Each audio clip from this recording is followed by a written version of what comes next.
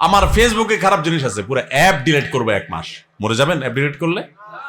আমার ইউটিউবতে খারাপ জিনিস আছে, পুরা অ্যাপ ডিলিট করে ফেলবো, আনইনস্টল করে ফেলবো। মরে যাবেন আপনি? আল্লাহর জন্য যদি এতটুকু ত্যাগ করতে পারেন, তাও তো বলতে পারবেন, ও আল্লাহ, তোমাকে খুশি করার জন্য, তোমার হারাম কাজ থেকে বাঁচার জন্য, রমজান মাস তাকওয়া চর্চা করার জন্য আমি এই অ্যাপটা ডিলিট করে দিছি। আমার অমুক খারাপ বন্ধু ছেড়ে দিছি, অমুক বদভ্যাস ছেড়ে দিছি, দোকানদারি করি 2 নম্বরই করা ছেড়ে দিছি, কাস্টমার হই দোকানদারের সাথে 2 নম্বরই করা ছেড়ে দিছি, অফিসে চাকরি করি, ঘুষ দুর্নীতি করি নাই, সবকিছু ছেড়ে দিছি।